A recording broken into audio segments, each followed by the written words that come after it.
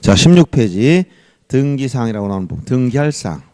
여기를 보는 이게 상당히 중요합니다. 왜 중요하냐면 아까 부동산 등기란 등기소에서 등기관이 등기부에 등기사항을 기록하는 것이라고 했어요. 그래서 요 등기사항 문제는 요 등기사항이 아닌 걸 등기 안 해준단 말이에요. 그래서 만약 등기사항이 아니라면 어떨 것이냐? 등기사항이 아니라면 등기 안 해주겠죠? 안 해주면 뭐라고 한다고? 각하라고 그래요. 각하결정.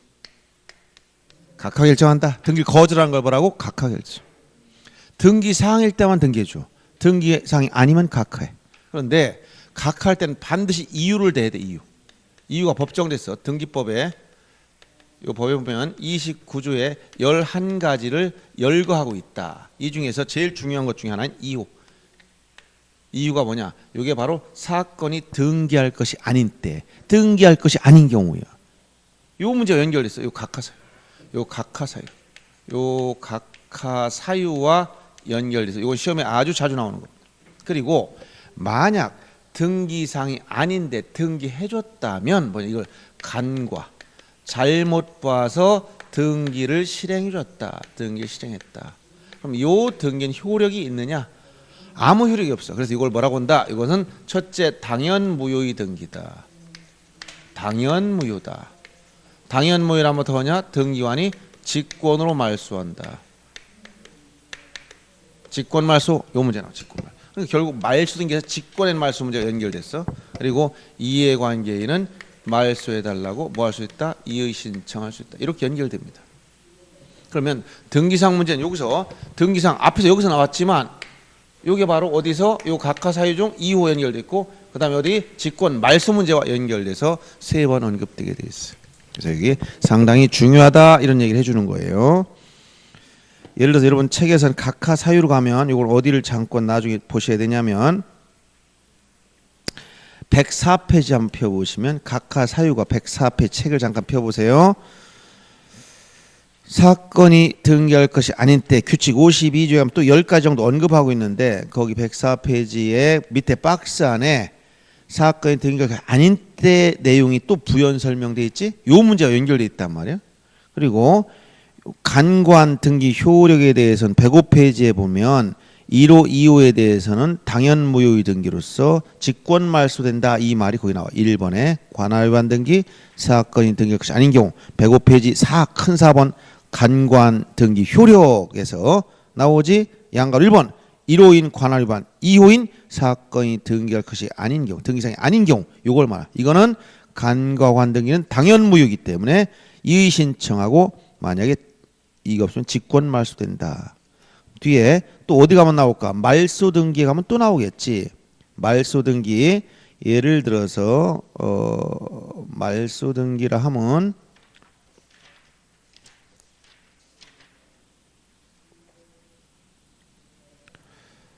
등기 절차 중 자, 말소 등기 가보면 어디냐면 말소 등기는 129페이지부터 나오는데 그 내용 쭉 가다 보면 절차가 공동으로 하는 게 원칙이지만 131페이지 펴보세요. 거기 보면 직권 말소라고 나와. 이거 시험에 자주 나온 거 이것도 직권. 등기관 직권한다. 그 중에 등기법 1번에 보여. 29 제1호 관할위반 등기 제2호 사건이 등기할 것이 아닌 때 이게 나오잖아. 이렇게 연결돼서 나온다. 즉 요 등기사항 문제는 이렇게 앞에서 1장 총서에 나오다가 여기 각하사유 끝에 가만 나오다가 그다음 뒤에 가니까 직권말소 나오다가 이렇게 연결돼. 다 이게 상호 동전이 앞뒤와 똑같은 거 양면성. 그러면 첫째 개념 관련해서 등기사항은 2가지 개념이 있다는 거예요. 첫째 실체법상 등기사항, 실체법. 그다음에 절차법상 등기사항. 이 절차법은 등기법, 이건 민법에 의해서 등기를 해야 효력이 생긴다고 규정한 거고, 이건 부동산 등기법에 의해서 등기 능력이 있는 사항을 규정한 거예요. 그러면 요 민법에서 등기하면 효력이 생긴다고 한 걸 A집합이라고 그러고, 이걸 B집합이라고 했을 때 양자의 관계는 어떠냐? A집합이 요거만하다면 벤 다이어그램으로 이게 A집합이야. B집합은 A집합을 포함해서 더 커. 이렇게. 즉 A집합은 B집합에 포함된다. 즉 실체법상 등기사항, 이 절차법상 등기사항은 실체법상 등기를 포함해 더 크지. 알았어요? 그러면 이걸 말로 설명하면 어떻게 돼? 실체법상 등기상. 요 노란 거 요거는 모두 절차법상 등기상이 되지만 그 역은 성립하진 않는 거예요. 이 얘기를 다른 말로 하면 실체법상 이 노란 거 계란 노른자 같지? 계란 노른자는 항상 계란 안에 있다. 아까 나 계란 설명한다 했지? 계란처럼 그려서 안 그렸어. 그렇지? 계란이 노른자는 언제나 계란 안에 있어. 즉 예외 없이 절차법. 자, 실체법상 등기상은 예외 없이 절차법상 등기상이다. 이 얘기는 계란 노른자는 예외 없이 계란 안에 있다라고 한 거예요. 근데 어떤 사람이 아니요 삶았더니 터져 나왔는데 이렇게 하면 그런 경우 생계란은 터져 나오는 경우는 없어. 그래서 이렇게 생계란을 생각하시면서 자, 요 안에 있는 부분 뭐라고 한다? 실체법상 등기. 그럼 이건 민법에 의해서 등기의 효력이 생긴다고 규정한 거예요. 뭐야? 법률 행위로 인한 물권 변동. 그리고 예외적으로 점유취득시효를 말하지. 절차법은 이건 등기 없이도 물권 변동이 생길 다 포함해. 이걸 포함해서 등기법에 가면 등기 없이 물권 변동이 생기든 물권 변동과 무관한 건물 증축했다든가 주소 바꿨다든가 다 등기할 수 있어. 그러면 절차법상 등기상의 범위가 더 넓다는 얘기야. 이걸 말로 설명하니까 이렇게 되는 거예요. 자, 실체법상 등기상 예외 없이 절차법상 등기상이지만 그 역은 성립하지 않는다. 이렇게 알아두시고 그다음에 구체적으로 등기상을 보면은 이렇게 자, 등기상을 보면 첫째 등기상인 물건이 있다는 거, 물건. 그다음 등기상인 권리가 있고. 그다음 세 번째 등기상인 권리 변동이 있더라. 권리 변동. 그럼 등기상인 물건은 뭐냐? 이건 부동산을 말하고 부동산은 두 가지입니다. 뭐야 이게? 토지와 건물 이 두 가지밖에 없어. 그다음에 권리는 8가지가 있어. 소유권, 지상권, 지역권, 전세권. 물론 저당권, 이건 건지당 포함된 개념이죠. 권리질권, 채권, 담보권, 임차권 이렇게 8가지 권리가 있어. 물론 이 소유권 관련해서 환매나 신탁 등기는 전부 다 여기 포함된 거예요. 권리 변동에 대해서는 6가지를 규정하고 있어. 어떤 거냐? 보존, 설정, 이전, 변경, 처분 제한, 그다음에 소멸. 이렇게 6가지 권리 변동 모습이 있다. 그럼 예를 들어서 등기상을 구체적으로 봤더니 이렇게 되는데 만약에 건물을 신축했다. 민법 187조에 따라 원시 취득했어. 그럼 건물이 처음 생겼으면 소유권을 원시 취득했으니까 건물에 대해서 어떻게 한다? 소유권 보존 등기를 통해서 등기를 만들어야 돼.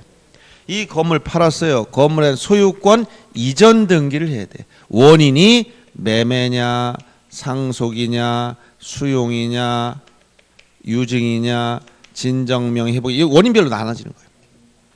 그리고 건물을 매매로 이전하다 보니까 돈이 부족해서 은행에서 담보를 설정받았다. 그럼 저당권이나 근저당권을 설정해야 돼. 돈을 갚았다. 저당권을 말소해야 돼. 이런 등기들이 계속 파생되는 거예요. 등기는 무한정 파생됩니다. 그래서 토지도 바다를 처음 생겼다. 그럼 토지 소유권 보존, 토지 지상권 설정, 지상권 설정, 또 토지를 담보 설정, 저당권 설정. 알았어요? 이런 식으로 등기가 나열된다. 그래서 등기할 수 있는 부동산은 뭐냐? 물건은 2가지. 토지와 건물뿐이다 하면 맞아. 어떻게? 부동산 등기법상 등기 대상이 되는 부동산은 토지와 건물뿐입니다. 다른 건 없어. 그러면 토지는 뭐냐? 이건 첫째, 이건 이미 지적에서 어떻게 했다? 필지다료. 요 필지다료 등록이 돼 있어. 그런데 여기 사적 소유권이 목적이 돼. 사건의 목적. 따라서 사건이 목적이 되지 않는 거 대표적인 뭐가 있다? 공유수면화의 토지. 그래서 공유수면화 토지가 뭐야? 바다 밑에 있는 땅, 갯벌 같은 걸 얘기합니다. 이것은 등기할 수 없다. 그래서 여러분 책에서는 17페이지에 보면 거기 토지 1필지 단위한다. 그리고 사건이 목적이 돼야 된다는 것은 16페이지 맨 하단에 나오지. 사적 소유권 목적이 되는 것이 하나다 이런 말이 나오죠. 따라서 여기서 뭐는 안 된다고? 공유수면화 토지, 공유수면. 즉 여기 갯벌 같은 걸 말해. 물이 들어오면 없어져. 이런 건 등기할 수가 없어. 또 여기서 하천부지 이게 문제야. 왜 문제되냐? 하천법상 하천부지는 등기할 수 있지만 용익권 등기만 안 돼. 용익권. 용익권이 뭐야 이게? 지상권, 지역권, 전세권, 임차권 등기. 요거만 할 수 없어. 하천부지. 소유권이나 저당권, 권리주권 다 돼. 하천부지도 등기대행 지금 되지만 용익권에 대한 제한이 있다. 요거 알아두세요. 요거는 책에 어디든지 다 나와 있으니까 여러분 책에서는 어딜 잠깐 보시냐면 하천부지에 대해서 거기 2번 토지 2번에 하천법상 하천에 대하여는 여기 나오는 부분이 세 번째 줄 등기할 수 있지만 다만 하고 쓴 부분부터 밑줄 칩니다. 용익적 권리인 지상 지역 전세 임차권 요거만 안 된다. 요거 밑줄 쳐놓으세요. 그 다음에 건물은 등기할 수 있는 건물이 제일 까다로워요. 우리가 판례가 얘기한 등기할 수 있는 건물은 뭐냐? 네 가지 요건을 갖춰야 돼. 이 전체를 보면 첫째, 외기분단서. 이 외기분단이라는 것은 지붕, 벽, 기둥 이런 게 있다는 거예요. 즉 안팎이 구별되어 있다는 거예요. 딱 들어가니까 하늘에서 눈이 쏟아지거나 비가 쏟아져. 그럼 이미 외기분단성이 없어. 겨울에 보니까 사방에서 바람이 들어와 보니까 벽이 없는 거예요. 그럼 건물 등기할 수가 없다는 거예요. 여기 딱 지붕도 있고 벽도 딱 갖춰져야 된다는 거예요. 그리고 두 번째는 토지에 붙어 있어야 돼. 이게 정착성. 이동식 가구는 안 된다는 거예요. 컨테이너 건물이나 바퀴가 달려가지고 이런 캠핑카 이런 건 부동산 등기 못 해요. 부동산이 되려면 딱 땅에 고착돼야 돼요. 세 번째, 반영구성. 시간적 지속성이 있어야 돼. 일시적인 건 안 된다는 거예요. 그 다음에 용도에 따라 사용할 수 있어야 돼. 이 요건을 갖추면 등기할 수 있는 건물이 돼요. 예를 들어서 여기 외기분단성 중에서 자 벽이 없어. 대표 벽이 없는 게 뭐가 있을까? 주유소 캐노피. 주유소에 들어가면 주유기 설치된 거 있지? 그 위에 지붕이 있던가 없던가? 못 봤지? 주유기 찾아. 지붕이 있어요. 지붕 없으면 거기 쏟아져 드려. 주유소에 가면 닷집이라고 하는 건데 이렇게 지붕이 있고 요 기둥이 있고 여기에 주유기가 있단 말이야. 차를 요거 주워오고 다니잖아. 요걸 뭐라고 한다? 주유소 캐노피라고 그래. 알았어요? 닷집. 우리말로 닷집. 요 지붕만 있어. 벽하고 요 기둥과 지붕만. 뭐가 없어? 여기다 벽을 막아봐. 차가 들어갈 수 있어 없어? 못 들어가지. 그러니까 이건 건물이 아니라는 거예요. 왜? 벽이 없어서. 그런데 벽이 없지만 예외가 하나 있어. 뭐냐면 개방형 축사가 있어. 개방형 축사가 뭐야 이게? 개방형 축사. 이거는 원래 벽이 없는데도 등기할 수 있게 만들어서 특별법을 정해서. 이건 축사는 여기선 가축인데 이건 반드시 소해야 돼. 소. 돼지 같은 거 안 돼. 바닥 면적 200제곱미터를 넘어야 돼. 이렇게 축사를 줬어. 소를 사육하려고. 여기 소를 사육을 줘놨어. 지붕, 기둥 막고 여기 벽이 없다는 거. 벽이. 그럼 소가 어떻게 살아요? 벽을 만들면 죽어. 왜냐면 소는 가축은 통풍이 안 되면 병에 걸려. 그러니까 그럼 겨울에 어떻게 사냐? 걱정 안 해도 됩니다. 소는 튼튼한 가죽과 털옷을 입고 있어. 그 자체가. 그러니까 추워서 얼어 죽지 않아. 여름에 통풍 된다니까. 벽이 없다니까. 여름에 그냥 요 기둥만 있어 이렇게. 그러면 이게 뭐냐? 벽이 없잖아. 그러면 건물 요건을 못 갖췄어. 근데 문제는 축산농가들이 이걸 등기를 못하면 소를 사육하려면 이거 벽을 그냥 조그만 나무 하나 세우는 게 아니에요. 소가 힘이 셀까 약할까? 엄청 세. 일반 약한 기둥을 오면 소가 밀어버리면 다 무너져 버려. 그러니까 에치빈 같이 철제 튼튼한 기둥을 만든단 말이야. 그럼 이거 하려면 엄청난 비용이 들어가. 몇 억씩 들어가는 거야. 축산농가 이거 어떻게 세울 거예요? 은행 돈 안 받으면. 대출 안 받으면 할 수 없지? 그럼 은행에서 그냥 대출해 주겠어요? 등기가 돼야 대출이 되지. 담보를 어떻게 잡겠어? 그러려면 등기할 수 있어야 되는데 벽이 없잖아. 건물이 아니잖아. 그럼 문제 생기는 거야. 그래서 이럴 때 이런 문제 해결하기 위해서 개방형 축사는 비록 건물 요건을 못 갖췄는데 특별법을 만들어서 등기하게 만들어줬다 이 얘기예요. 알았어요? 이거 알아두시면 되고. 그래서 거기 건물에 대해서는 요런 거 조심하면 되고. 그다음에 정착성 같은 거, 예를 들어 컨테이너 건물 같은 거. 컨테이너 건물은 왜 그 사업 건설 현장 같으면 컨테이너 사무실 많이 갖다 놓죠? 거기에 방을 만들어서 컨테이너도 지붕 있고 벽 있고 다 있지. 그러나 땅에 붙어 있지 않아. 그러니까 이건 등기할 수가 없다는 거예요. 그런데 이걸 정착시키면 돼. 어떻게? 여기다 조적조 벽돌을 쌓아서 컨테이너를 고착시키고 지붕 무슨 뭐 슬레이트 지붕 주택을 얹었다. 지붕 원래 있지만 이거 멋있게 만들어놨어. 이런 경우는 등기할 수 있는 건물 됩니다. 그러나 요 자체만 있으면 이동식이기 때문에 안 된다는 거예요. 반영구성 일시적이면 안 돼. 예를 들어서 하우스가 있다, 집이다. 영어로 하우스 집이지. 근데 비닐하우스 찢어졌어. 이런 건 반영구성. 금방 없어지잖아. 한철 쓰고 마는 거니까 등기할 수 없고. 또 뭐가 있어? 가설 건축물. 가설이라는 건 뭐야? 어떤 행사를 위해서 세웠다가 해체시키는 거야. 이런 것들은 반영구성, 즉 시간적 지속성이 없기 때문에 등기할 수 없다는 것이고, 용도성, 용도에 따라 등기할 수 있어야 되는데, 예를 들어서 보니까 너무나 멋있는 건물이 있어. 보니까 캐슬 성채네. 뭔가 봤더니 요게 하우스는 하우스인데 앞에 보니까 모델 이렇게 써놨네. 모델 하우스야. 누가 살아요? 물어보니까 여긴 모델이 산다 이러면 안 되고, 모델 하우스는 보여주는 견본 주택이지 주거용을 못 써. 견본 보여주는 주기다. 그러니까 뭐가 없다? 견본 주택 용도에 따라 사용할 수 없으니까 등기할 수 없다 이 얘기. 자, 이렇게 등기할 수 있는 건물 요건을 갖추려면 이렇게 지붕과 벽 이게 갖춰져야 되고, 땅에 붙어 있어야 되고, 시간적 지속성이 있어야 되고, 용도에 따라 쓸 수 있어야 된다는 거예요. 그래야 등기해 준다. 이런 요건을 갖춰야. 그래서 그 내용이 여러분 17페이지에 보면 오른쪽 등기상이 아닌 물건과 왼쪽에 등기상의 물건으로 구별해 놨어. 이런 사례를 적어 놓은 거예요. 사례. 이런 사례가 있었다. 그래서 왼쪽에 등기상의 물건 중에 그 중간에 사일로인데 사이라고 썼지. 잘못 썼네. 사일로야 이게. 사일로라는 건 뭐냐면 그 곡물이나 곡식, 외국에서 뭐 밀, 쌀 수입했을 때 이걸 저장하는 시설, 또 곡물, 동물의 사료, 가축의 사료를 저장하는 시설을 사일로라고 그래. 사일로. 그 다음에 거기에 유류 저장 탱크는 어디에 있는 거냐? 여러분 항구나 이런 데 가면 외국에서 원유를 수입해다가 이거 저장하는 시설에서 큰, 엄청 크죠. 땅에 붙어 있어. 벽도 있고 여기 지붕도 있어. 이거 지붕 없으면 물 들어가면 원유가 다 터져 나오지. 여기 사람은 요것만나. 얼마나 큰지 알겠지?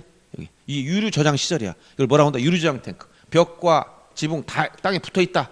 이런 걸 말하는 것이고. 그런데 급유 탱크는 뭐냐?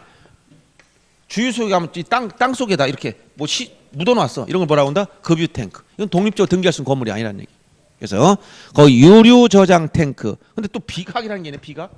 이런 거 비각이라는 건 뭐냐면 비각.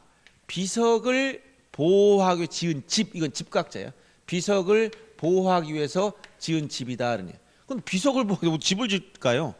공동묘지에 있는 비석들은 집을 안 져. 유명한 비석들이지. 왕릉 앞에 있는 비석이라든가 역사적인 기념물 이런 비석을 집을 져놨지. 에? 비석에서 이렇게 크게 뭐 여기 태종내왕 릉 앞에 같으면 이렇게 큰 비석이 있고, 여기 큰 거북이 한 마리가 이렇게 있고, 이렇게. 그리고 여기다 이렇게 집을 져놨단 말이야. 보여놓고 여기다 내역을 쭉 써놨잖아. 요게 집을 져놨어. 다 땅에 붙여서. 이런 걸 뭐라고 한다? 비각. 이런 공동묘지에 있는 비석은 집을 안 졌죠. 자, 그래서 이렇게 개념 사일로나 유류저장 탱크나 비각 이런 것들은 등기할 물건이지만, 오른쪽 보세요. 컨테이너. 땅에 이동식 가옥이 안 된다는, 토지에 정착이 안 됐다는 거야. 공유수매화 토지는 토지로서 등기 못해. 왜? 사적 소유권의 목적이 안 되니까. 거기 급유 탱크라고 나오지. 이게 땅속에 매몰된 걸 말합니다. 독립적으로 건물로 등기 못한다는 거야. 토지도 아니고. 그 다음에 거기 모델하우스, 아까 뭐라 했지? 용도에 따라 쓸 수 없고. 가설 건축물 뭐라 했지? 반영구성, 일시적이라고 했잖아요. 옥외풀장 지붕이 없어. 양어장 지붕이 없어. 주유소 캐노피 벽이 없어. 비닐하우스 일시적으로 찢어져 버려. 이렇게 건물 요건을 못 갖춘 내용들을 모아놓은 거예요. 아, 이런 것들이 등기할 수 없었구나. 근데 거기서 특히 주의할 것은 왼쪽에 등기상의 물건 중에 보세요. 거기 경량 철골조, 경량 패널 지붕 건축물, 그리고 조적조 및 컨테이너 구조 슬레이트 지붕주택. 즉 컨테이너 자체는 등기할 수 없었지만, 왜? 땅에 정착이 안 됐어서 이렇게 조적조랑 벽돌로 쌓아서 땅에 붙여놨다는 얘기야. 그러니까 등기할 수 있는 건물이 됐다는 것이고, 그 다음 거기 경량 철골조, 경량 패널 지붕 건축물은 지붕이라는 말이 있어서 등기했지만, 경량 패널 건축물만 나오면 지붕이 표시 안 되면 등기 안 해준다는 거예요. 그래서 이런 내용들을 이제 사례를 보면서 정리해 준 것이고, 그 다음 18페이지 가보세요. 등기상의 권리에 보면 여러분들 물권, 즉 소유권이나 아까 8가지가 있다 했지? 이 중에 물권도 있어요. 여기 또 뭐 있어? 채권, 임차권 같은 채권 같은 것도 있어. 그래서 물권은 모두 등기한다 하면 틀려. 왜? 거기 보면 점유권, 유치권 같은 물권이면 등기 않는 권리가 나오지. 밑에 도표를 보세요. 그 밑에 보이죠? 등기사항 권리 관련돼서 등기사항 아닌 것도 있고 특별법상 등기하는 것도 있다. 이 얘기는 부동산 등기법과 관련 없다는 거야. 즉 임목이나 공장 재단이나 광업재단은 또 선박 같은 것은 선박법이나 임목법이나 공장 재단 저당법 등등 특별법의 등기 대상이 될 뿐 부동산 등기법과 관련이 없다는 얘기를 하는 거야. 그래서 부동산 등기법 맨 왼쪽에 있는 것만 소유권, 지상지역 전세권, 저당권, 권리질권, 임차권과 채권 담보권 이런 거 되지만 환매권과 신탁 등기는 다 소유권에 관련된 거예요. 그래서 이런 건 되지만 나머지는 안 된다 이런 얘기고 권리 변동 오른쪽에 가보세요. 19페이지에 보면 거기 보존, 설정, 변경, 이전, 처분, 제한, 소멸 이게 지금 쭉 나열됐죠 이렇게? 요걸 얘기해요. 여기서 처분 제한 등이 주의해야 돼. 여기 해당되는 게 가압류나 처분 금지 가처분 같은 걸 얘기하는데 자 여기 주의할 것은 처분 제한 등기가 있어도 처분을 할 수 있다는 거야. 이건 절대 금지가 아니야. 상대적 금지야. 그래서 거기 처분 제한 등기를 보면 19페이지 하단 쪽에 처분 제한이란 자 권리자가 가지는 권리를 처분 권능을 제한하는 것인데 바로 밑에 나와 있듯이 반드시 법률에 근거가 있어야 돼요. 그래서 근거 없이 임의대로 처분권을 제한할 수 없습니다. 그리고 처분 제한 등기에서도 뭐 할 수 있다? 처분할 수 있다. 이게 중요한 거예요. 즉 처분 금지 가처분 등기에서도 뭐 할 수 있다고? 처분할 수 있어. 여기서 써놓아요. 처분 제한 등기가 있어도 뭐 할 수 있다? 이건 상대적 금지에 불과해. 상대적 금지. 절대적으로 못 한다는 게 아니야. 그래서 예를 들어서 그래서 처분 금지 가처분 등기가 돼 있다. 처분 금지 가처분 등기가 돼 있어도 처분은 할 수는 있어. 그러나 나중에 가처분 채권자한테 대항할 수 없을 뿐이니까. 그러니까 이것은 등기와 관련해서 어떻게 물어보냐면 처분 금지 가처분 등기가 되어 있는 부동산에 대해서 소유권 이전 등기를 신청하면 등기관 등기해 줘야 된다. 각하해야 된다. 여기서 실행해 줘야 돼. 각하 못해. 각하 사유가 아니야 이거는. 알았어요? 각하 사유는 법률상 열거한 거 11가지밖에 안 되는 거야. 첫째 관할 위반, 등기소를 잘못 찾아왔다든가 이런 거. 옆집 아저씨가 밤에 술 먹고 우리 집 찾아왔어. 문 열어준다 안 열어준다? 아니 그건 관할 위반이야. 잘못 들어온 거야. 들어왔다 하더라도 뭐야? 당연무효라는 거야 여기. 우리 집 남편이 안 된다는 거야. 알았어요? 쉽게 얘기하면 이런 얘기야. 이거 등기소를 잘못 찾아왔거나 등기상이 아닌 거 이런 것들이 중요한 거예요. 이게 등기상 여기. 각각 사유 중에서. 그리고 여기는 지금 그림이 없어서 그런데 그 문제만 하나 있네. 요걸 중요한 걸 하나 정리해 줘. 이게 응용이 많이 됩니다. 뭐냐면 자 여기서 자 다시 정리합니다. 등기사항 크게 보면 뭐가 있다? 등기할 물건인 부동산이 있고 등기할 권리 8가지가 있고 권리 변동 6가지가 있다고 했어. 그러면 문제는 요 두 가지 중에서 1차적으로 권리 변동 중에 중요한 건 요 이후에 다 들어가 있어. 나중에 29조 제2호 여기 등기사항 아닌 거 여기 다 언급이 돼 있지만 요 중에서 중요한 게 뭐냐면 일부 문제, 일부. 요걸 이해를 잘, 이건 이해의 문제야. 암결하고 하지 마시고. 일부. 전부는 당연하고 부동산, 아파트 전부, 토지 전부 당연하고 그럼 일부를 할 수 있느냐, 일부. 일부는 뭐가 있느냐? 요거 두 가지를 이해해야 돼. 자, 이건 이해의 문제라고 해서 부동산의 일부, 토지나 건물의 일부. 자, 여기 건물, 아파트가 한 채 있다. 조그만 아파트, 방 2개 있는 아파트가 있어. 여기 토지 한 필지 있다. 둔산동에 있는 토지. 자 이렇게 있을 때 토지 건물의 일부. 여기서 일부가 어디야? 여기 방 한 칸 이걸 일부라고 그래. 이 토지 중 오른쪽 절반 일부라고 그래. 알았어요? 그 다음에 권리 일부. 권리 일부. 이게 권리 지분이라고 그래. 자 여기에 이건 소유권이 있다. 몇 개냐? 하나 있어. 누구 거냐? A가 소유자면 A가 소유권을 다 가지고 있지. 근데 소유권 하나를 나눠 가지고 있어. A가 2분의 1 지분, B가 2분의 1 지분. 요거는 이제 어떻게 되는 거야? A, B가 소유권을 일부씩 나눠 가지고 있으니까 권리의 일부씩 가지고 있어. 알았어요? 그러면 부동산의 일부와 권리 일부 문제 나오면 여러분들 항상 어떻게 생각하면 되냐면 부동산의 일부는 눈에 보일까 안 보일까? 여기서 1번 방 보여 안 보여? 안 보여. 아 이게 안 보이면 장님이라 그러는 거예요. 우리가 방이 2개 왼쪽 방 안 보인다 그럼 장님이야. 토지 한 필지 있어. 오른쪽 절반 보입니까? 토지 오른쪽이 안 보이면 그건 장님이야.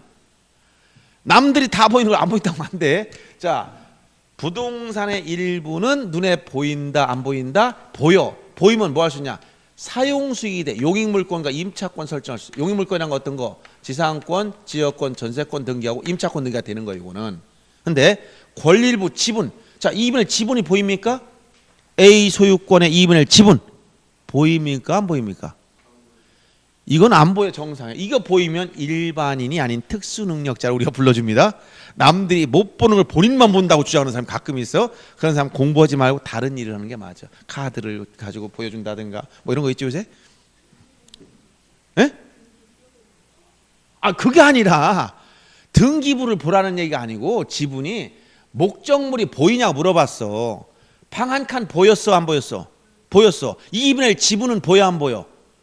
눈으로 볼 수 있어, 없어? 눈으로 볼 수가 없어. 지분은 볼 수가 없어. 지분을 보인다는 사람은 보통 사람이 아니야. 근데 남들 아무도 못 보는데 혼자만 보인다고 하면 공부하지 말라. 그래서 공부하면 안 돼요. 그리고 이거 토지 왼쪽 오른쪽 이게 안 보이면 장님이야. 그 사람은 눈이 멀었어, 안 보여. 눈 떠서 눈을 보이느냐 물어봤어. 그래서 눈에 보인다면 뭐 할 수 있다? 사용수익이 돼. 용익물권 임차권 이게 돼. 근데 눈에 안 보이면 사용수익 할 수 없어. 따라서 A 지분 2분의 1 위에 전세권 좀 설정하자. 도대체 2분의 1 지분 어디 들어가서 할 거야? 2분의 1 지분이 보이면 들어가서 살아봐. 지분이 보여, 안 보여? 안 보여. 이거 볼 수 있는 사람 없단 말이야. 왜? 추상적 권리 일부니까 안 보이는 거예요, 당연히. 그런데 무엇은 되느냐? 여기서 소유권 이전 등기나 보존 등기나 저당권 설정 같은 것은 부동산의 특정 일부에는 성립될 수가 없어. 대신 지분은 자유롭게 이전하거나 담보 설정이 돼. 예를 들어서 2분의 1 지분을 우리가 이전하거나 여기 이전 권리 일부에 대해서 여기 권리 일부니까 이건 이전이나 소유권 이전이나 저당권 설정은 되지만 2분의 1 지분의 여기 어디에 여기 부동산 특정 일부 부동산 일부인 방 한 칸만 토지 오른쪽만 이전하거나 저당권 설정이 안 돼. 알았어요? 자, 아파트 작은 방 하나만 이전해 줄래? 할 수 있을까 없을까? 할 수 없어. 소유권 이전 못해. 자, 토지 오른쪽만 이전해 줄래? 여기서 착각을 많이 해. 토지 오른쪽만 이전할 수 있다겠어 없다겠어? 없어. 어떤 사람 했는데 이거 헷갈리기 시작해. 어떻게 이제 잘랐어요. 자, 잘 보세요. 여기서 여러분 착각을 하는 거야. A가 한 필지 토지 이 중에 B한테 팔았는데 얼마큼 팔았냐? 반쪽만 팔았어. 팔 수는 있지? 매매는 다 왜 타인의 물건도 매매할 수 있어. 취득해서 이전해 주면 되니까. 알았어요? 채권행위 얼마든지 돼. 근데 물건 이전을 하면 어떻게 돼? 오른쪽 이전을 하면 오른쪽 이전 못 해. 일부니까. 어떻게 돼? 잘라야 돼. 잘랐다. 분할. 그럼 자르는 순간 이건 뭐냐? 전부가 돼 버려. 자르는 순간 뭐가 된다고? 전부. 그럼 오른쪽은 새로운 지번이 되고 분할한 다음에 분필 등기하고 그 다음에 이전해 줘야 돼. 그러면 이미 이런 과정 중에서 자르는 순간 전부가 됐지 이거 오른쪽 일부는 아니야 이거는. 자, 엄마가 아기를 임신했어. 임신한 상태에서는 모체 일부지 태아는. 근데 출산했어. 출산해도 모체 일부인가? 이미 출산하면 뭐가 돼? 독립된 자연이랑 똑같아.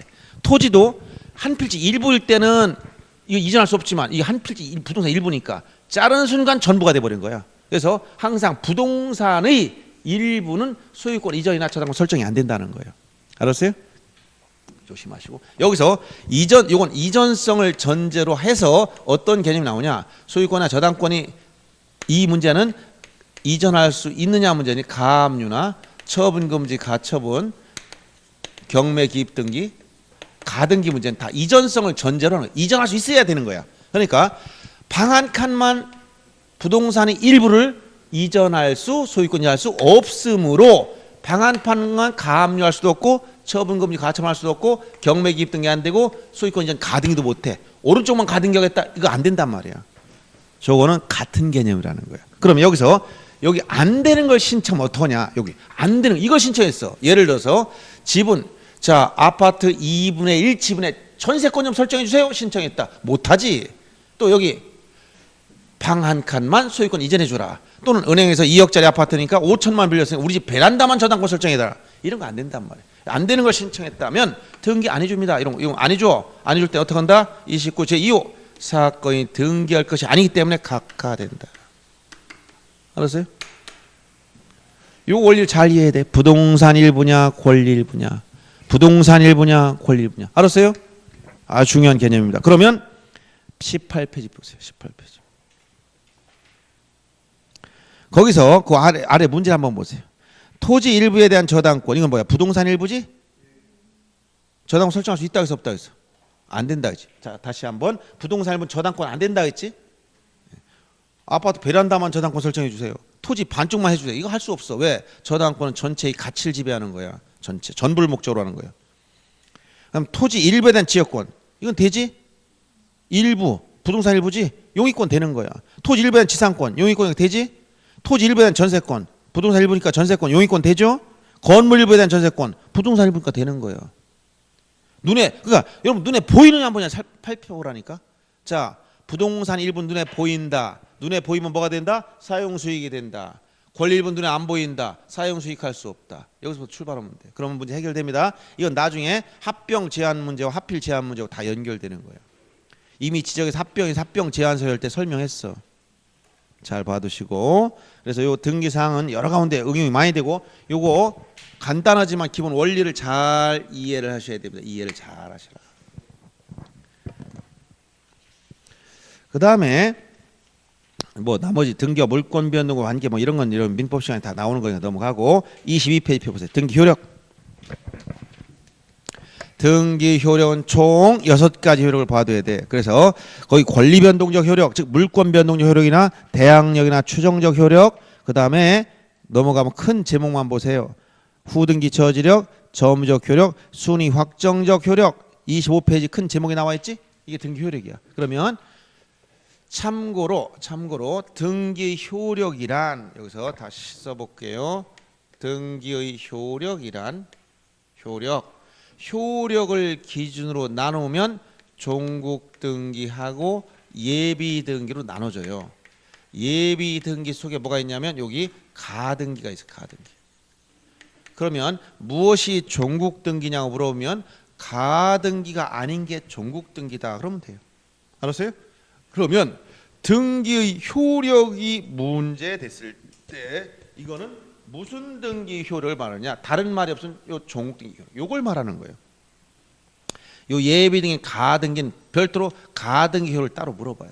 그러면 지금 등기 효력을 했을 때 종국 등기 효력을 말하는데 이게 몇 가지가 있다고? 6가지 효력이 있다는 거예요. 첫째가 물권 변동, 즉 권리 변동적 효력. 이건 아까 형식주의를 얘기했으니까 우리는 법률 행위로 인한 물권 변동에서는 등기를 해야 그 효력이 발생한다 했으니까 이때가 바로 물권 변동적 효력을 말하는 것이고, 그다음에 대항적 효력. 요 대항적 효력은 물권은 당연히 대항력이 있습니다. 대세적 권리이기 때문에. 근데 이게 특히 문제되는 것은 채권인 임차권이나 환매권 같은 이런 특징, 이런 권리들은 채권임에도 불구하고 등기하면 당사자 이외의 제3자에게 주장할 수가 있다는 거예요.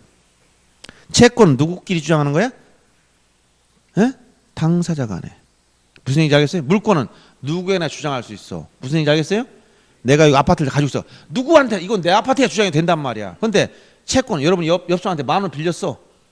그럼 누구한테 갚아야 돼?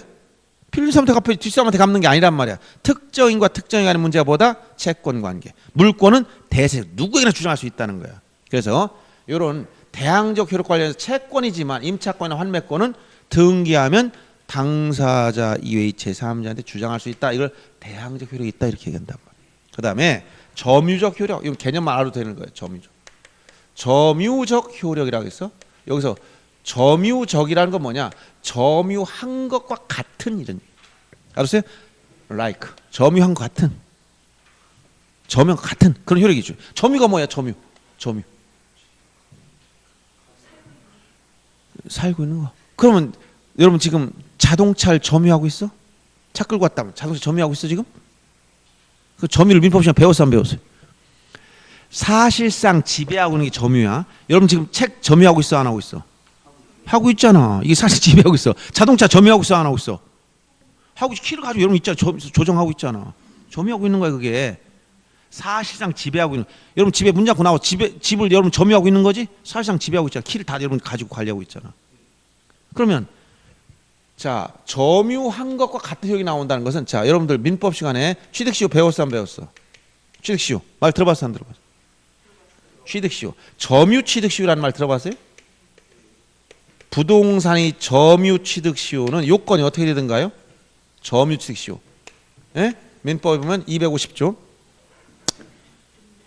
245조 1항 민법에 가면 20년간 소유이사로 평온하고 공연하게 부동산을 점유한 사람은 등기함으로써 소유권을 취득한다. 이런 규정을 만들었어요. 알았어요? 이게 이 점유취득시효 규정이에요. 여러분들 조문에 보면 이렇게 나왔단 말이에요. 그 다음에 2항에 가보니까 등기부 취득시효. 이 등기부 취득시효는 소유자로 등기가 된 자는 몇 년간이나 하겠어? 10년간 소유의사로 평온 공연하게 선의며 과실 없이 선의 무과실 조건이 충족되면 즉시 소유권을 취득해. 이런 규정을 두고 있어. 그러면 자, 부동산의 점유취득시효는 요건이 20년이야. 20년간. 알았어요? 20년. 아주 상당한 기간이지. 그런데 소유자 등기된 자는 몇 년간? 10년간 지나면 소유권을 취득해. 그러면 왜 단순 점유만 쓰면 20년이 되는데 소유자로 등기됐으면 10년이냐? 요 등기됐다는 것 자체가 10년을 먹고 들어갔다 얘기야. 그 얘기는 뭐야? 등기가 10년간을 점유한 것과 같은 효력이 있다. 이걸 뭐라고 한다?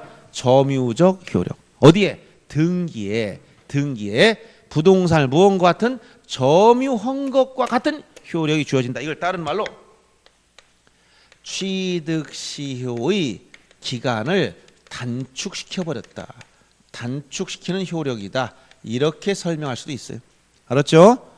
네. 그 다음에 후등기 저지력.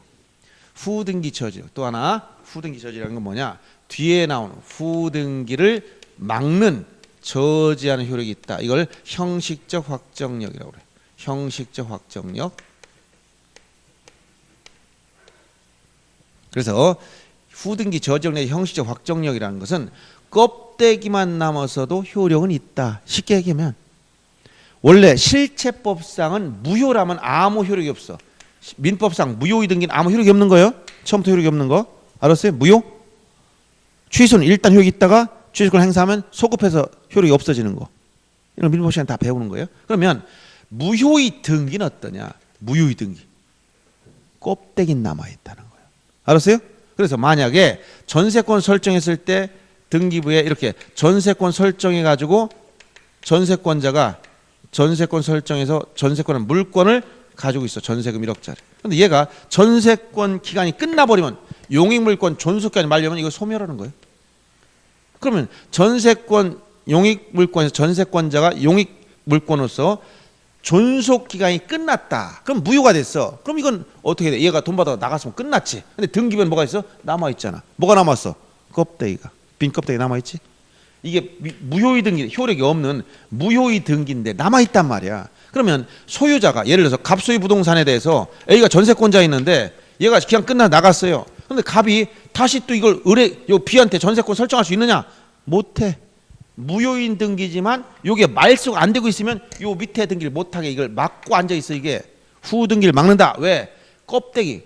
형식적 확정력이라는 건 껍데기 효과가 있다. 빈 껍데기도 효과가 있다는 거. 이게 요 똑같은 전세권 등기를 할 수 없기 때문에 양립할 수 없는, 동시에 존재할 수 없는 전세권 등기를 못하도록 막고 앉아 있다. 이걸 뭐라고 한다? 후등기 저지력. 형식적 확정 같은 말이야. 일명 껍데기 효과다. 빈 껍데기만 남았어도 효과가 있다. 이렇게 생각하세요. 껍데기는 원래 효과가 없는 건가 있는 건가? 돼지 껍데기 좀 생각해 보세요. 돼지 껍데기는 쓸모가 없나? 안 쓰지. 그래서 이거 항상 돼지 껍데기 생각하세요. 빈 껍데기만 남아도 효과가 있더라. 이 등기법상은 뭐다? 이걸 후등기 저지력 내지 형식 확정. 항상 돼지 껍데기 생각하면서 후등기 저지력. 아, 껍데기 한 주가 있더라. 이렇게 웃기는 소리야. 기억하라고 얘기해 주는 거예요. 자, 이런 게 종등기 효력으로 나오는 거예요. 이거 여기까지 개념만 알아도 되는데 지금 두 가지 순위 확정적 효력하고 지금 순위 확정적 효력. 아, 이렇게 쓰니까 굉장히 불편하네. 순위 확정적 효력이라는 것과 추정적 효력. 이거 시험에 자주 나와. 요 다 종국등기 효력인데 요게 좀 내용이 많단 말이에요. 그래서 여러분 책에서 보면 어디 보시냐면 먼저 25페이지 보세요. 순위 확정적 효력.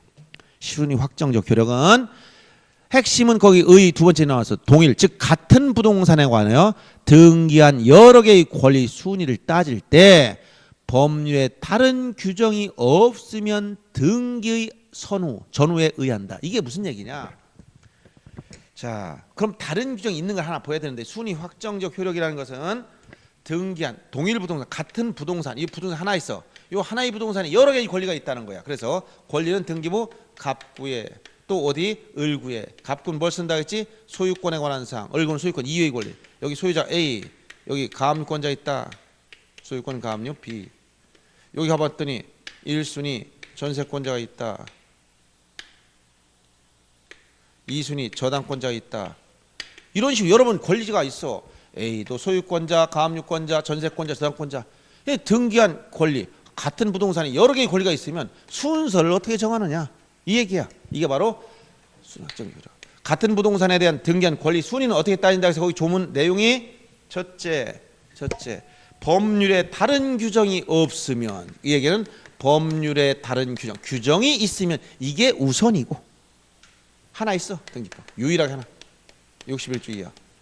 그 다음 두 번째, 다른 규정이 없으면 등기의 전후 앞뒤를 가지고 따져라. 이때 주등기의 경우는 동순별접, 같은 구에서는 순위번호요. 순위번호. 다른 구에서는 접수번호에 의한다. 이거 기억해야 됩니다. 접수번호. 같은 구에서는 뭐라고? 순위번호. 다른 구. 여기 같은 구 다른 거 뭐냐? 여기 을구. 여기 대전의 서구, 동구 이런 그런 구가 아니고 등기는 구가 두 개 있어. 어디? 갑구, 을구. 갑구, 을구. 그럼 어디가 같은 구야? 여기 을구 안에는 같은 구야. 근데 갑구의 권리와 을구 이렇게 비교할 때는 이건 다른 구야. 예를 들어서 여기 가압류권자 B는 2순위, 여기 저당권자 2순위. 두 개의 숫자 같으면 동순위냐? 이게 아니라는 얘기예요. 그래서 같은 구 안에서, 을구 안에서는 앞에 쓴 숫자를 뭐라고? 이걸 순위번호라고 그래. 앞에 순위번호 순서로. 전세권자가 1순위, 저당권자가 2순위니까 얘가 더 빠르다. 순위번호에 따라서 순서를 정해라. 등기 선수로. 그런데 별구, 갑구와 을구의 권리 비교할 때 여기 가압류권자와 저당권자는 이 숫자가 의미가 없어. 그럼 뭘 가지고 따지냐? 누가 등기소에 먼저 왔느냐? 즉 접수번호. 이걸 가지고 따져라. 이런 얘기예요. 동순별접 기억해 줍니다. 그리고 거기 나머지, 즉 그거 말고도, 자, 부기등기는 어디? 주등기 순위를 따라가라. 부기등기 상호가는 그 앞뒤를 따진다. 가등기에 따른 본등기는 가등기 순서에 의한다. 말소 회복 등기는 종전의 등기와 동일한 순위를 회복한다. 여기서 자 61조 2항 하나 있다. 아까 여기 하나 예외했다 했지. 요거는 뭐냐면 집합 건물에 가야 나왔지. 여기서 대지권에 대해서 효력 있는 등기와 대지권의 목적인 요게 이제 요 조문이 뒤에 지금 여기 지금 조문이 빠졌어요. 접수 번호에 의한다. 요 내용이 뒤에 들어가 있어야 되는데 이 조문이 빠져가지고 여러분들이 이걸 하나 거기다 써놓아야 되는데, 대지권 등기로서 효력 있는 등기와 대지권의 목적인 토지 등기 기록의 그 순서를 비교하는 문제가 하나 빠져 있어서 뭐라고 쓰냐면 대지권에 대한 등기로서 효력 있는 등기. 거기다 쓰세요. 거기다 요거 하나 예외가 있어. 시험에 자주 나온다고. 요 접수 번호가 대지권에, 요 대지권, 이건 집합 구분 건물에 나오는 거예요.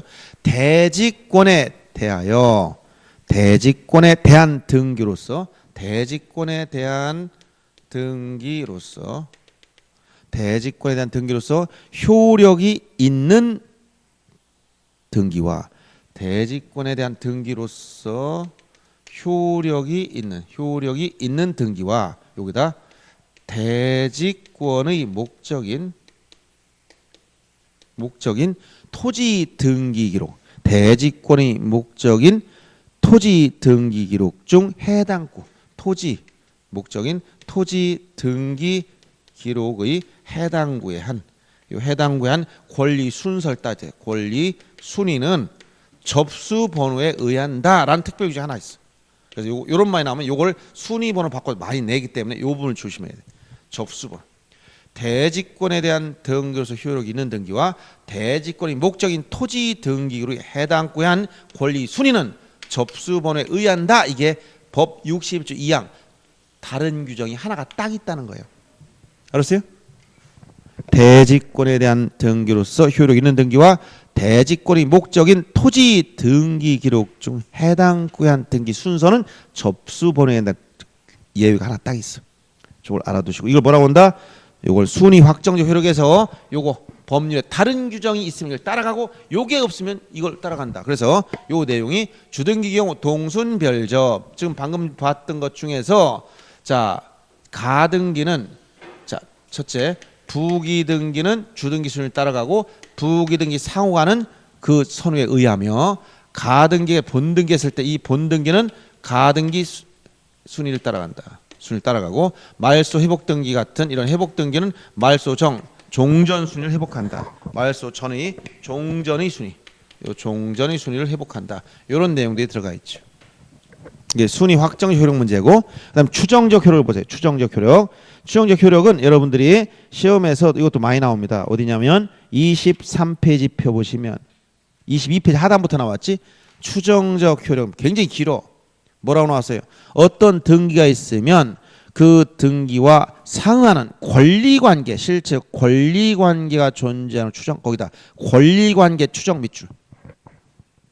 추정적 효력은 무엇을 추정한다고? 권리관계에 있는 걸 추정하겠다는 거. 추정. 추정이 뭡니까? 이릉 존재하는 것으로 추정. 이 추정과 간준 차이가 있지? 민법 시간에 배우는 용어들이에요. 그래서 예를 들어서 어떤 등기부를 봤더니 자 어떤 이 부동산 등기를 봤더니 이 등기부상 소유자가 A로 나와 있더라. 그러면 A한테 소유권 등기돼 있으면 이 소유권에 상하는 권리, 즉 A에게 소유권이 존재하는 걸 추정을 해주겠다는 거예요. 그럼 추정을 한다는 말은 뭘까? 이것은 결국 소송법상 입증 책임 문제. 입증은 누가 하느냐? 추정을 받기 때문에 소유권이 A에게 있는 걸 추정받기 때문에 입증은 상대방이 한다는 거예요. 상대방. 이 상대방이라는 건 뭐야? 상대방. 이것은 상대방이라는 뭐야? 상대방이. 에? 기존 등기를 부정하는 사람이라는 부정. 그럼 누가 입증하느냐? 자기한테 권리가 있다고 주장하는 사람이야. 그럼 누구냐? 이 사람이 원고야. 소송상 원고. 같은 말이야. 상대방이 입증한다. 기존 등기를 부정하는 자가 입증한다. 주장자가 입증한다. 원고가 입증한다. 똑같은 말 하는 거예요. 즉 등기부 A가 소유자로 나와 있어. 그럼 A한테 네가 소유권 있으면 입증하라면 되겠어, 안 되겠어? 여러분 앞으로 등기가 돼 있어요, 등기부에. 그럼 당시 소유자면 입증해봐. 그럼 어떨 거야? 등기를 보면 되잖아. 그럼 누가 입증해야 돼? 누가 입증해야 돼? 입증이란 건 A가 소유자가 아님을 입증하는. 누가 입증한다? 상대방이 입증한다. 상대방이란 건 뭐야? 등기된 자의 상대방이야. 즉 제3자가. 이 누구야? 이 사람은 기존 소유자를 부정하는 사람. A가 소유자가 아니라고 주장하는 사람이야. 어떻게 주장해야 돼? 어떻게 주장해? 소송상 주장해야 돼. 소송, 민사소송을 제기한 사람 뭐라고 한다? 원고라고 하는 거야. 그래서 입증 책임이 전환되는 거예요. 입증은 상대방이 하는 거로. 결론. 그래서 거기 보면 자, 의 밑에 보면 상대방이 그 권리 부존재를 입증해라. 밑줄 쳐놓고. 오른쪽에서 근거해 봅니다. 근거. 첫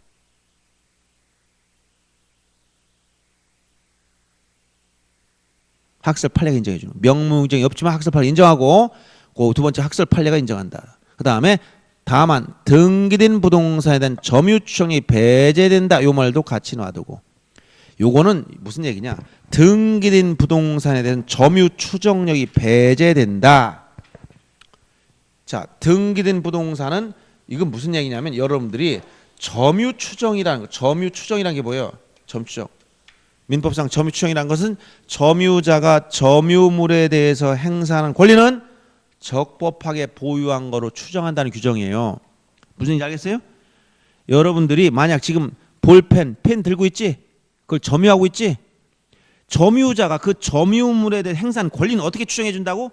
적법하게 보유한 거로 추정해 준다는 규정이야. 적법 보유 추정. 그럼 책도 여러분 점유하고 있지? 어떻게 추정한다고? 적법하게 보유한 거로 추정해. 그러면 누가 입증해야 된다는 거야? 상대방이. 당신이 훔쳐왔지? 라고 주장하려면 주장하는 사람 입증하라는 얘기야. 알았어요? 나는 증명할 필요가 없으니까. 이게 바로 점유추정 규정이야. 점유추정.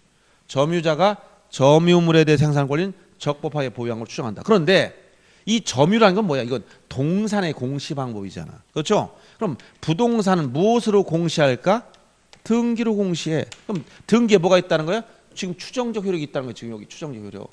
등기에 권리를 추정하는 효력이 있으니까 등기된 부동산이라면 뭘 가지고 추정한다? 등기를 가지고 권리 추정받기 때문에 점유를 가지고 추정하는 게 아니라는 거야.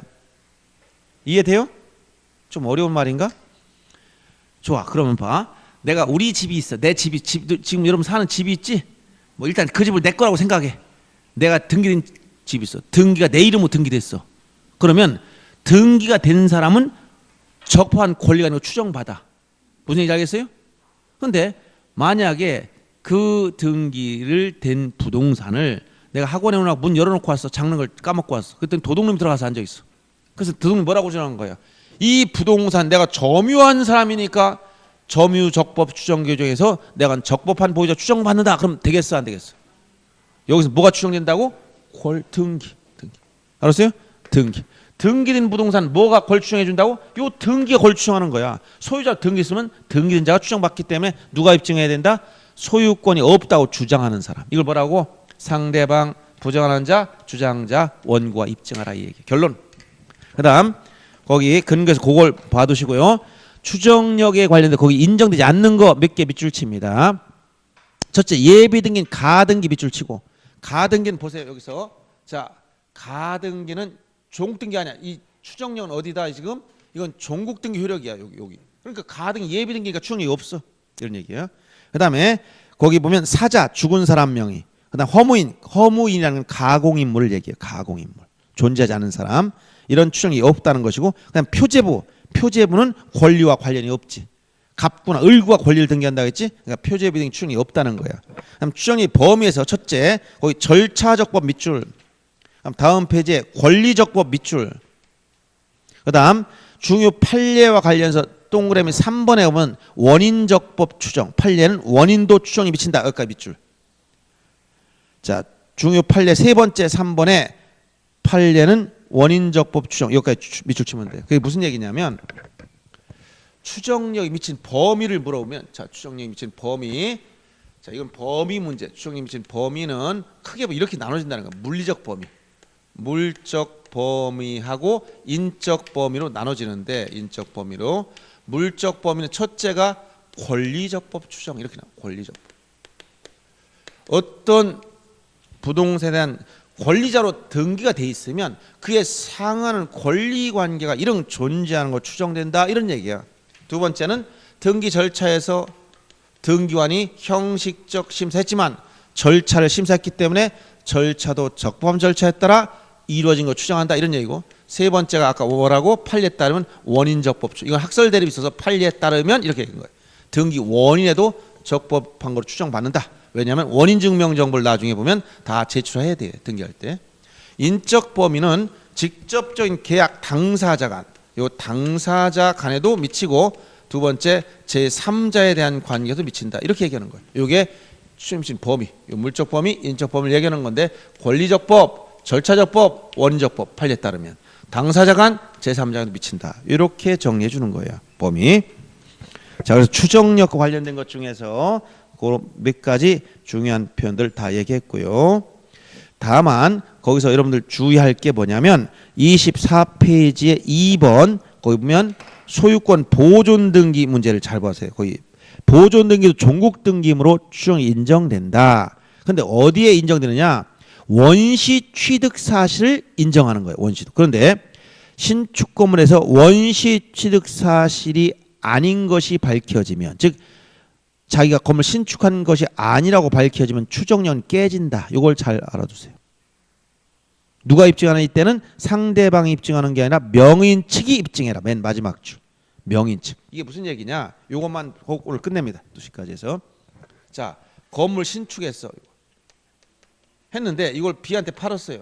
이 B는 매수인, 양수한 사람이에요. 양수인. 그런데 원래는 등기하려면 신축한 사람 앞으로 무슨 등기? 소유권 보존 등기하고 자기 앞으로 소유권 이전 등기를 받아야 맞는 건데 어떻게 했냐면 양수인이 직접 보존 등기했다는 거야. 그러면 이 사람이 직접 보존 등기 있으면 갑구에 가면 여기 최초로 여기에 소유권 보존 등기를 했는데 누구 앞으로? B 앞으로 했다는 거야. 그러면 일반인이 볼 때 어떠냐? B가 보존 등기했으면 얘가 원시 취득했구나라고 추정.